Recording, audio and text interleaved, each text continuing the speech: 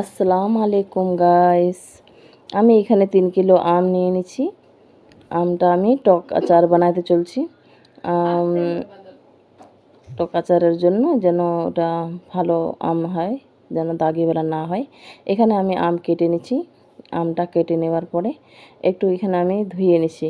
আমটা ধুয়ে নেওয়ার পরে একটু সুন্দরভাবে ধুয়ে নেবা জল নিয়ে, আর ভালো করে শুকিয়ে নেবা। ভালো করে শুকিয়ে নিবা, যেন ভালো হয় শুকানোটা, যেন একটুকু জল না থাকে। আমের মধ্যে জল থাকলে কিন্তু মানে আমটা তাড়াতাড়ি নষ্ট হয়ে যাবে। এটা ওই নানি দাদিদের জন্য আগে যেরকম আমরা খাইতাম সেভাবে এটা আচার বানানো চলছে। এই যে এই পেপারটা থাকে, এই পেপারটা যেন না থাকে। এই পেপারটা থাকলে কিন্তু আমের মধ্যে এটা নষ্ট করে দিবে, আমটাকে আচার নষ্ট হয়ে যাবে। এখানে আমি এখন হলুদ নিয়ে নিলাম। এখন 3 চামচ আমি এটাতে 3 চামচ মতন পরিমাণে আমি হলুদ নিয়ে নিলাম, ছোট ছোট চামচে নিয়ে নিচ্ছি। আর এখানে আমি নিয়ে নিলাম 3 চামচ লবণ। 3 চামচ লবণ নিয়ে এখানে আমি সব এখন মিক্স করব। মিক্স করে তখন আমি এটাকে আবারও 1 দিনের জন্য এটাকে আবার রেখে দেব। 1 দিনের জন্য রেখে দিয়ে তারপর এটাকে আমি ভালো করে 1 দিনের জন্য স্টক রাখবো। 1 দিনের পরে আমি দেখব এটাকে।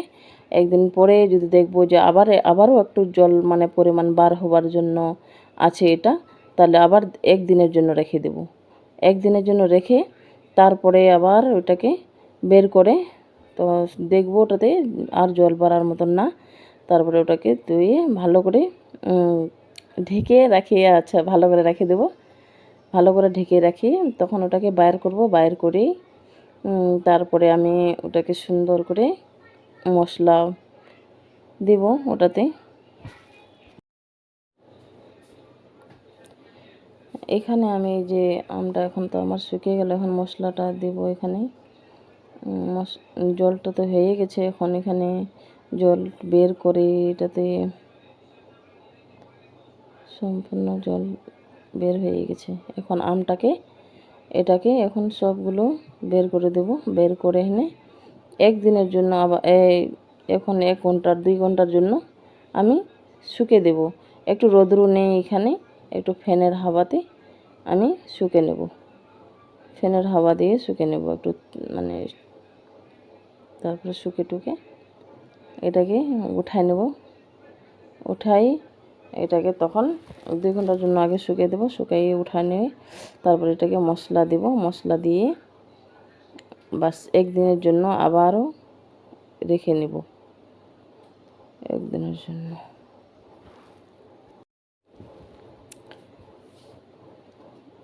এখন ওটা ভালো করে শুকিয়ে গেছে। ওটাকে উঠাবো এখন, তুলে ওটাকে হয়ে গেছে সব।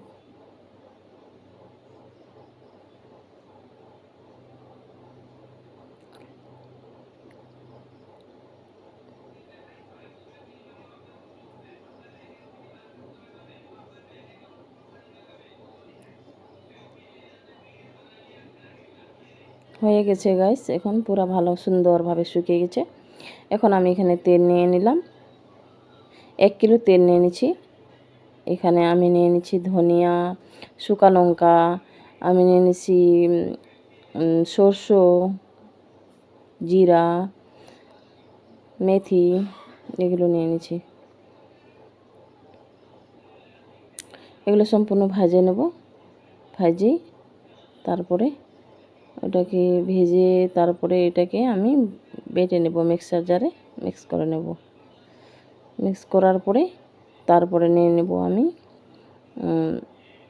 জিরা, আবার অ্যাড করতে হবে। তেজপাতা দেওয়ার ভুলে গেছিলাম গ্যাস, তেজপাতা দিয়ে দিলাম। এখন নেব আমি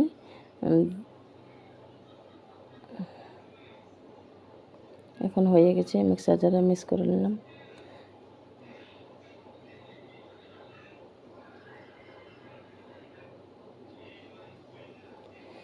এটা দারদারা করে রাখতে লাগে, একটু দারদারা রাখলাম। মশলা যখন আমের আচারের মধ্যে দেওয়া যায়, টক আচারের মধ্যে দেওয়া যায়, একটু দারদারা রাখতে লাগে। আর এখানে নিয়ে নিয়েছি আমি আজওয়াইন, কালোজি, আর নিয়ে নিয়েছি আমি হিং, 2 চামচ পরিমাণে হিং নিয়ে নিয়েছি। আর 2-3 চামচ পরিমাণের কালা কাশ্মীরি মির্চি নিয়ে নিয়েছি, লঙ্কার গুঁড়ো নিয়ে নিয়েছি। আর এখন এগুলো আর লবণ নিয়ে নিয়েছি 3 চামচ পরিমাণ। সব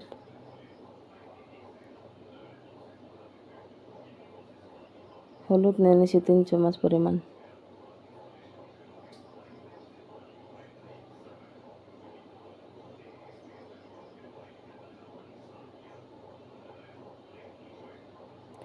সবগুলো এখন একটা মিক্স করে নেব।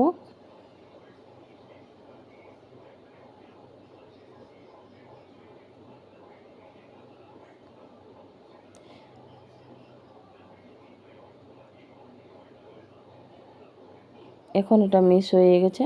এখন আমি তেল দেখব, তেলটাকে আঙুল দিয়ে দেখবেন যেন ওটা দিবার মতন হয়, মানে কেন যে হালকা গরম থাকলেই দিতে লাগে আচারের মধ্যে, মানে এটা দিলে ওটা আচারটা ভালো মতন করে শুধু মশলাগুলো সিদ্ধ হয়ে যাবে।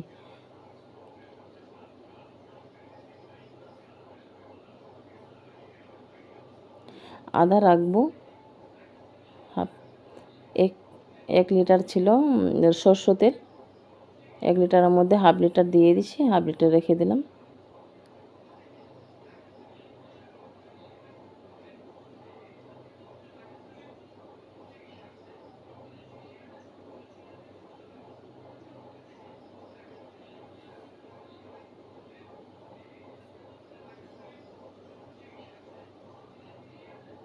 ওটা সম্পূর্ণ মিক্স হয়ে গেল।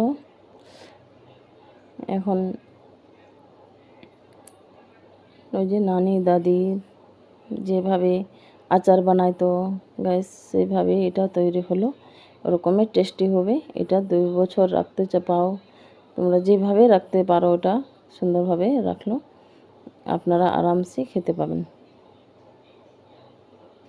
1-2 বছর স্টোর করে রাখানো যাবে, কোনো কিছুতেই খারাপ হবে না।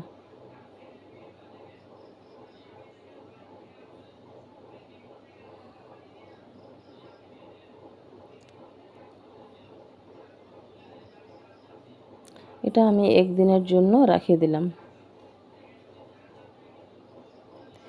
1 দিন হয়ে গেছে, তারপরের দিনকে আমি এটা রেখে দেবো। এখন সুন্দর করে ইসের মধ্যে রেখে দেবো, বয়ামে ভরে রেখে দেবো। কাচের বয়াম যেন হয়, কাচের জার যদি থাকে তাইলে ওটা সুন্দর করে একটু আগেই ওটা গরম জল দিয়ে, ফুটানো গরম জল দিয়ে ধুয়ে নিবা। ফুটানো গরম জল দিয়ে কাচের জারটাকে ধুয়ে নিলে একটু ওটার এসে থাকবে না। ওটা সুন্দরভাবে ওটা ফুটানো জল গরম জল দিয়ে ধুয়ে নিবা। তারপরে একটু হালকা তেল মেখে দেবা, সরষের তেল মেখে দেবে, মেখে দিয়ে ওটাতে রাখবা।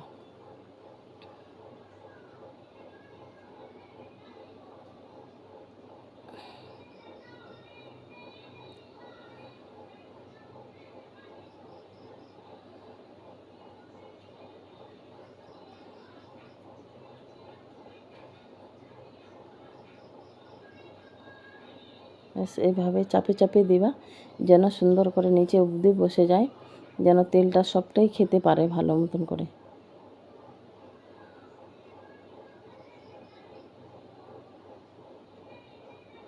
সবগুলোতে যেন তেল রস ভরে যায়, সবগুলোতে সুন্দর করে যেন মশলা লাগে, তাহলে তাড়াতাড়ি করে ওটা সিদ্ধ হবে।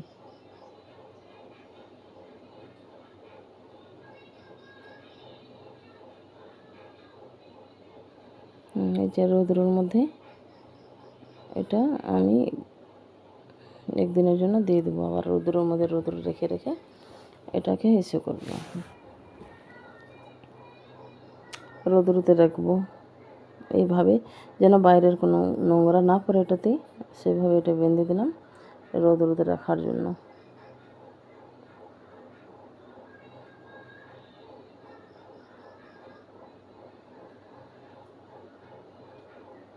রোদ্রুতে রাখছি এখন।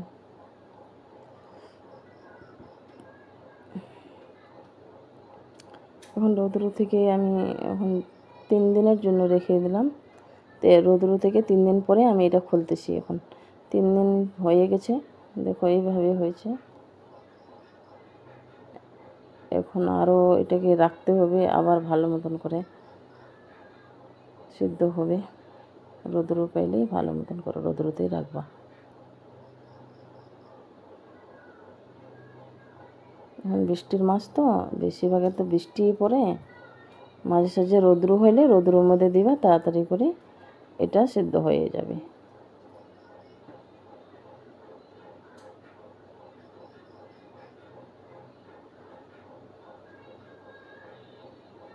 যে একটা তুলে দেখতেছি, একটু সিদ্ধ হয়েছে, একটু রস ভরছে ভিতরে, অত সুন্দরভাবে রস ভরে নাই এখনও, ভরবে এখন। আর 2-3 দিন রাখলে আবার ভরে যাবে রস। সুন্দরভাবে রাখবা রৌদ্রতে, সব রস ভরে যাবে। তা আরামসে 2 বছর 3 বছর যেভাবে স্টক করবা এর থেকে যাবে।